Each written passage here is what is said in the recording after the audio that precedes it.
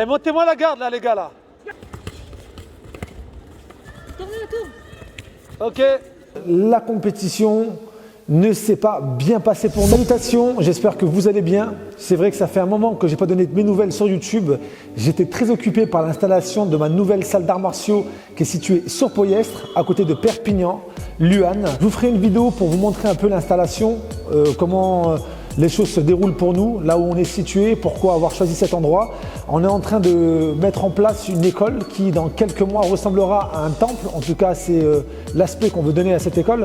Donc voilà, j'étais très occupé et aujourd'hui, je vais venir principalement pour vous parler d'un championnat Occitanie de Sanda auquel nous avons participé le 29 janvier à Saint-Orens. C'était près de Toulouse. Je suis venu avec mon équipe et je dois vous avouer une chose, la compétition ne s'est pas bien passé pour nous en tout cas. La boxe Sanda, pour ceux qui ne connaissent pas, c'est un sport de combat qui conjugue des techniques de pied, poing, saisie, projection, une boxe très intéressante, riche en mouvements, dans laquelle on peut, voilà, comme je le dis, projeter son adversaire, le sortir de la plateforme. C'est une boxe qui, selon moi, mérite d'être plus mise en avant. Depuis 2010, j'envoie des compétiteurs combattre, pour tout simplement leur permettre de se confronter à d'autres combattants. Et cette année 2022, j'ai décidé avec mon frère d'envoyer 18 compétiteurs, des élèves qui se sont préparés pendant des mois, qui ont mis parfois leur famille un peu de côté pour se consacrer à cette préparation. Je tiens à préciser que les élèves que j'ai inscrits à cette compétition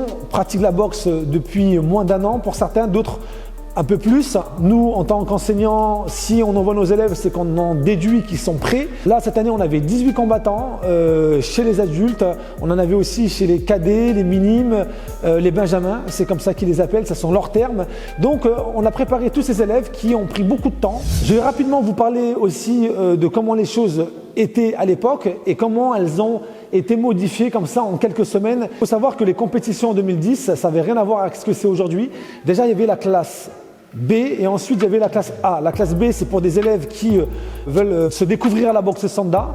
Maintenant, il faut savoir que les coups étaient quand même en plein contact, les KO étaient autorisés, mais c'était, on va dire, quelque part plus une classe pour débuter. On pouvait rester 2 ans, 3 ans. Et ensuite, il y a la classe A qui est une classe où c'est plus des combattants expérimentés qui ont fait plusieurs années en classe B et qui décident de franchir le pas et de se retrouver face à des combattants du même niveau. Et très souvent en classe A, il y a des KO parce que les gars que vous avez en face, c'est des personnes qui ont déjà une certaine expérience. À l'époque, cette organisation était gérée par la FF Wushu et depuis, la fédération a été reprise par la FFK. Les catégories sont restées dans le même principe, mais les appellations ont changé. La classe B est devenue la classe honneur et la classe A est devenue la classe élite. Donc c'est le même principe. La différence qu'il y a entre la classe élite et la classe honneur, vous l'avez bien compris, c'est l'expérience. Il y a aussi une petite particularité, c'est qu'en élite, il n'y a pas de protège tibia. Et c'était pareil à l'époque avec la classe A, ce qui peut faire énormément de différence lors d'un combat, parce qu'on le sait que frapper très fort sans protège tibia, ça peut faire vraiment très mal. En ce qui concerne mes 18 compétiteurs, je les ai tous inscrits. Moi, j'ai décidé de ne pas faire les compétitions parce que je ne voulais plus avoir la double casquette comme je faisais à l'époque, c'est-à-dire que je préparais mes compétiteurs et en même temps de les préparer pour qu'ils aillent combattre. Je devais aussi me préparer mentalement, je devais me mettre en condition pour pouvoir aller aussi combattre. Donc imaginez-vous, vous êtes enseignant, vous êtes coach, vous devez motiver toute une troupe et en même temps, vous devez vous concentrer pour après ensuite aller combattre. Ça, c'était plus gérable. Donc cette année, j'ai sacrifié ma participation à la compétition de boxe Sanda et je me suis dit, je ne les ferai pas, je les ferai peut-être une autre année, on verra. Mais je vais être avec eux, je vais les coacher, je vais les aider vraiment à être à fond le jour de la compétition. En plus, 18 compétiteurs à gérer à 2 avec mon frère, je peux vous dire que c'est du travail. Donc la compétition se tient le 29 janvier. Et seulement quelques jours avant la compétition, je suis tenu informé par un responsable qu'il n'y aura pas de protège tibia pour cette compétition. Sachant que, je le rappelle, moi mes élèves, ils étaient en honneur. Normalement, ils doivent avoir des protèges tibia et là, on parle de les enlever. Sur le moment, je ne prête pas trop attention. Au moment de l'inscription, je vois qu'on peut les inscrire que dans une seule catégorie. Je ne vois pas mention de la catégorie élite honneur. Et je vais voir mes élèves et je vous dis, à quelques jours des compétitions, je leur dis, finalement, il n'y aura pas de protège tibia. Mais sur le moment, je ne vous cache pas, je n'ai pas trop saisi le traquenard dans lequel on pouvait tomber. Comme ça, quelques jours, je ne vous cache pas que ça m'a quand même surpris. Donc, on part à cette compétition. Sur mes 18 compétiteurs, je me suis retrouvé avec des élèves qui n'avaient pas d'adversaire en face. Donc en fait, quand on repense à tout ce qu'ils ont parcouru pour pouvoir arriver à cette compétition et avoir un adversaire en face, l'organisation n'a pas fait en sorte que cela soit possible. Donc c'est pas de la faute des élèves, hein. Les élèves ils payent leur cotisation, ils payent leur licence, leur passeport, leur équipement. Il n'y a personne le jour de la compétition. Qu'est-ce qu'on fait? Ça pose problème. J'ai aussi des élèves de mon école qui se sont retrouvés à combattre ensemble. Je pense notamment à Greg et à Nassim qui combattent en moins de 75 kilos, qui se sont retrouvés voilà, à combattre ensemble. Je leur ai laissé le choix de savoir s'ils voulaient faire un combat amical ou s'ils voulaient se la donner vraiment sur l'aire de combat. Franchement, ils ont fait un beau combat. D'ailleurs, je vous mets quelques extraits. Heureusement qu'il n'y a pas eu de chaos. Mais voilà, je leur ai dit que le meilleur gagne, allez-y. Donc moi, je me suis retrouvé avec mon frère qui était en face de moi. On ne donnait même pas de directives, on leur disait rien. On les a laissés combattre. J'aurais préféré qu'ils aient d'autres adversaires en face parce que déjà, à l'entraînement, ils tournent ensemble, donc ils se connaissent déjà un minimum. Et là, bon, du coup, voilà, le jour de la compétition, voilà, ça s'est passé comme ça, plein de petites choses. J'ai pu aussi me rendre compte de l'importance de s'impliquer aussi au stage arbitrage organisé par la fédération. Ça vous permettra un jour de vous retrouver assis juge de table avec le drapeau, compter les points de votre élève qui combat un élève d'une autre école. Je vous laisse vous faire le schéma dans votre tête. Je pense notamment à une de mes élèves qui s'appelle Khadija, qui s'est retrouvée à combattre une élève d'un club adverse. Le combat s'est aussi assez bien déroulé au début, elle s'est très bien défendue, elle a malheureusement perdu le premier round. Le deuxième round, il y avait à discuter. Voilà.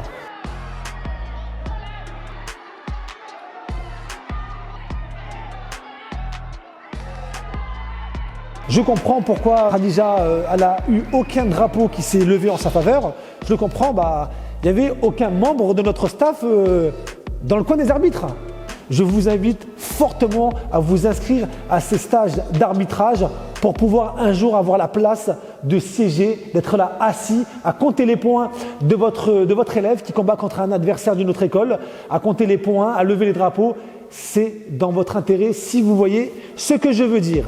Donc je me suis retrouvé à réconforter Khadija. Je le précise, elle a 10 ans. Je suis avec sa famille et je leur explique que voilà, malheureusement, c'est comme ça, c'est le milieu de la boxe, il faut s'y faire. Sa famille qui a fait le déplacement pour venir la voir. Franchement, cette situation me désole. Sur les 18 compétiteurs que j'ai amenés avec mon frère, j'ai des élèves qui n'ont pas eu de combat. Voilà, on m'a quand même prévenu quelques jours avant.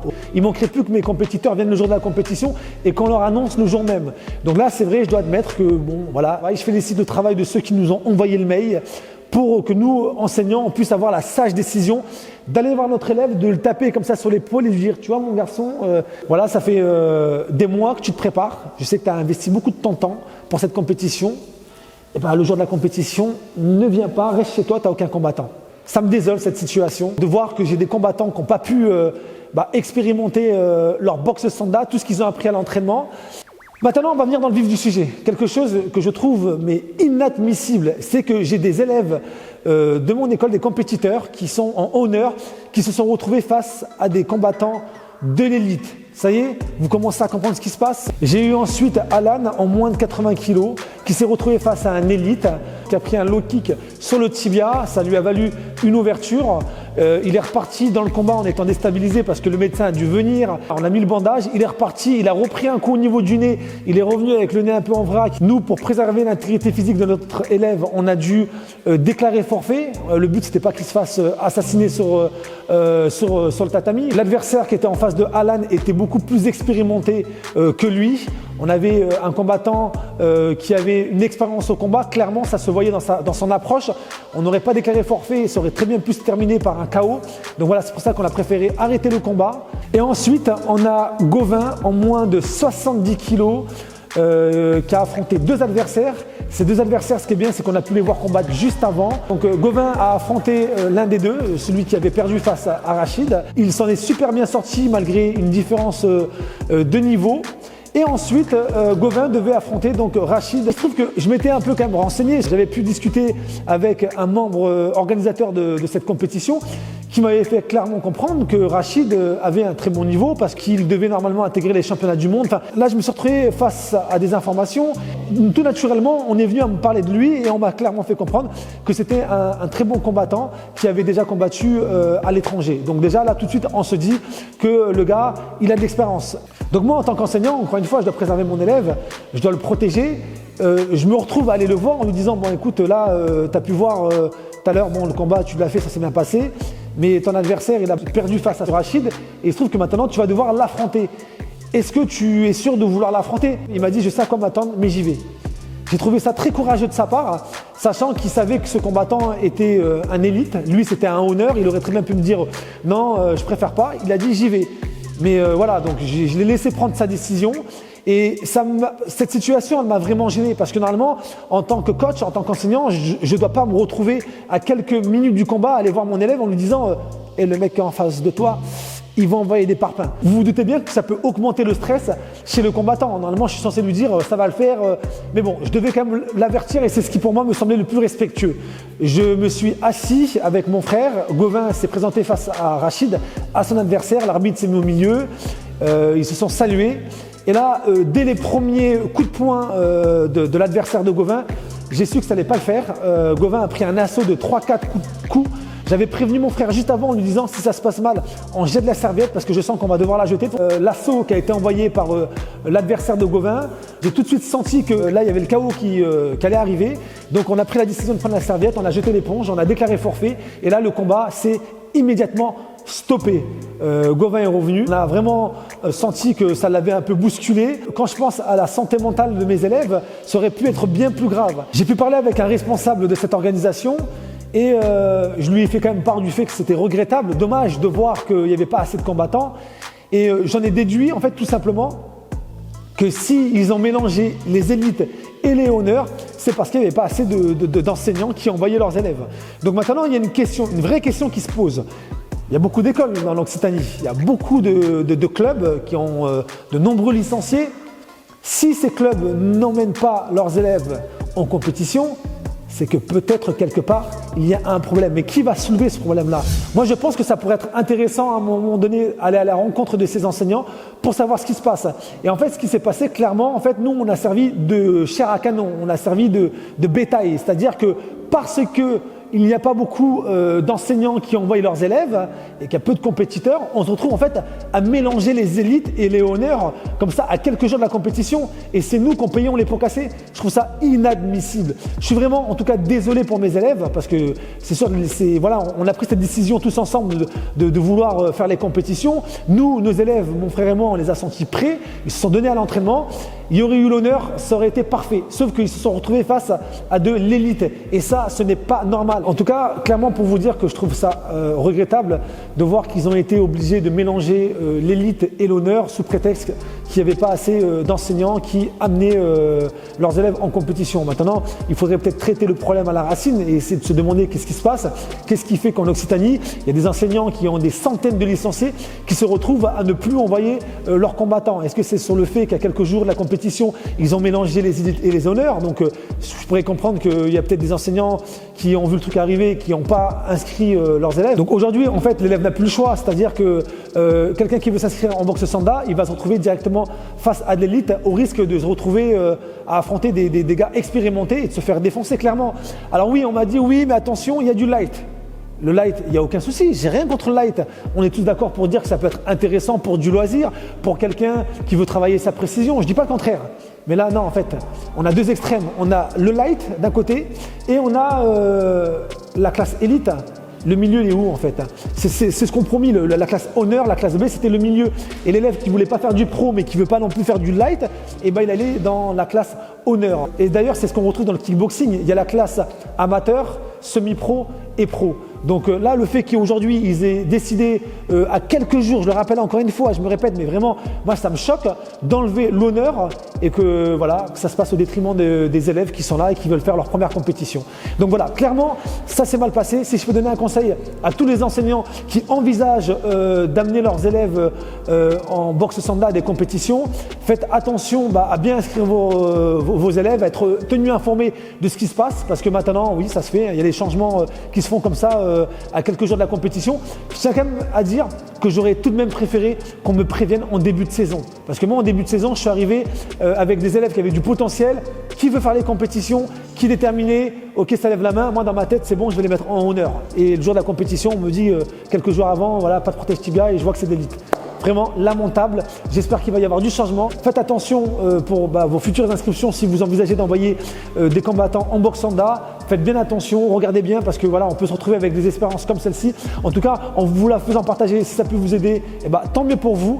Et puis, croyez-moi que je suis bien décidé à faire en sorte que la classe honneur revienne. J'espère qu'il y a des enseignants qui vont se mobiliser comme moi. N'hésitez pas à me contacter sur Instagram. Voilà, on peut en discuter. On discute aussi avec l'organisation.